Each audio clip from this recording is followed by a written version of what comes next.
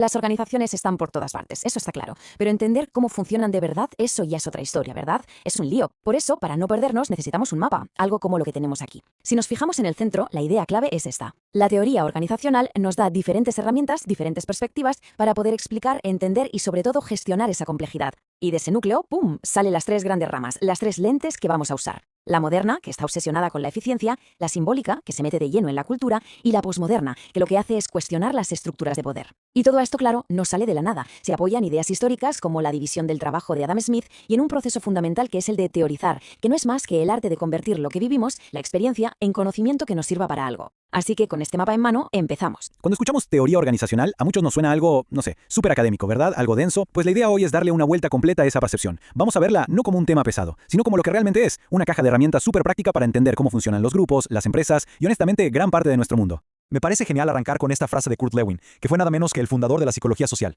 A ver, profundicemos un poco. La palabra teoría a veces como que asusta, ¿no? Pero esta cita le da un giro de 180 grados. Nos invita a ver la teoría no como algo abstracto y lejano, sino como la herramienta más útil que podemos tener a la mano. Y seamos sinceros, es muy fácil sentirse así. De hecho, al autor de la fuente principal le pasó exactamente lo mismo. Al principio, la teoría organizacional le parecía, pues eso, demasiado teórica. Pero fue buscando maneras de hacerla más viva que descubrió lo fascinante y útil que puede llegar a ser. Así que para quien se sienta un poco abrumado, que sepa que está en muy buena compañía. Entonces vamos por partes. ¿Qué es exactamente una teoría?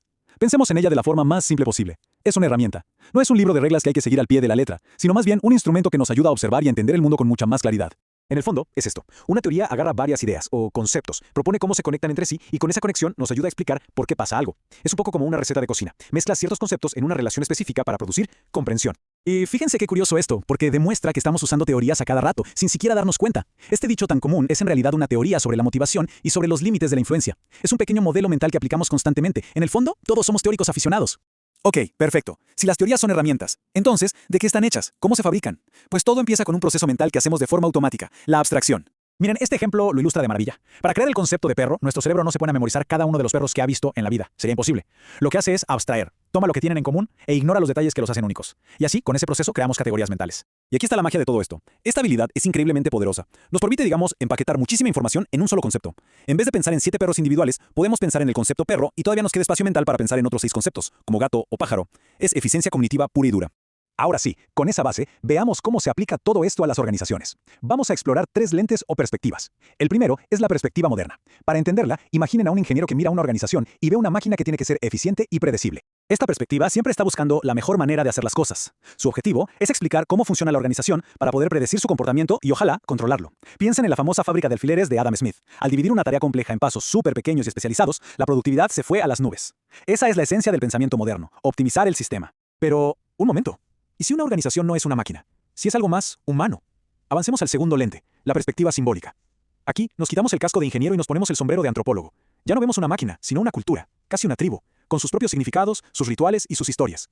Desde este lente, la realidad ya no es algo objetivo que está allá afuera. No, es algo que construimos entre todos, a través de nuestras conversaciones, nuestras interacciones, nuestros símbolos. El foco ya no está en la eficiencia, sino en entender por qué la gente hace lo que hace, en descifrar el código cultural único de esa organización. Esta comparación es fundamental. El modernista busca leyes universales, como un físico. En cambio, el simbólico busca entender contextos únicos como un antropólogo. Uno ve una máquina que se puede arreglar y optimizar, el otro ve una cultura que se tiene que interpretar. Son de verdad 2 maneras completamente distintas de ver el mundo. Y finalmente llegamos al lente más, digamos, desafiante, la perspectiva posmoderna. Aquí nos ponemos en modo crítico, en modo escéptico. Nos convertimos en esa persona que cuestiona todo lo que damos por sentado, sobre todo el poder y el lenguaje.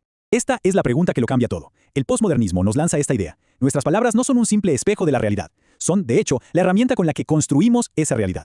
Lo que decimos, y más importante, cómo lo decimos, define lo que consideramos real. Desde esta perspectiva, conceptos que nos parecen tan sólidos como verdad o eficiencia no son para nada neutrales. Son ideas que se construyen con el lenguaje, y muchas veces con el lenguaje de quienes tienen el poder. La tarea del posmodernista es entonces deconstruir, desarmar ese lenguaje, pieza por pieza, para mostrar cómo el poder moldea lo que aceptamos como normal en una organización. Esta tabla es oro puro para entender las diferencias de fondo. Para el modernista, la realidad es una cosa objetiva que podemos estudiar como un científico.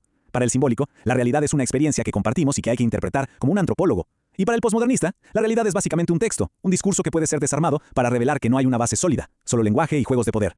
Bueno, después de este viaje por 3 visiones del mundo tan diferentes, la pregunta del millón es, ¿cuál es la correcta? ¿Nos quedamos con el ingeniero, con el antropólogo o con el crítico? Y aquí viene la idea más importante de todas. La meta no es casarse con una perspectiva. La verdadera maestría, la habilidad clave, es tener los 3 lentes en el bolsillo y saber cuál usar dependiendo de la situación. Al final del día, lo que tenemos son 3 herramientas poderosísimas. Una nos ayuda a optimizar, Otra nos ayuda a entender la cultura. Y la tercera nos ayuda a cuestionar el poder. Usadas en conjunto, nos dan una visión muchísimo más rica, completa y efectiva de cualquier grupo humano.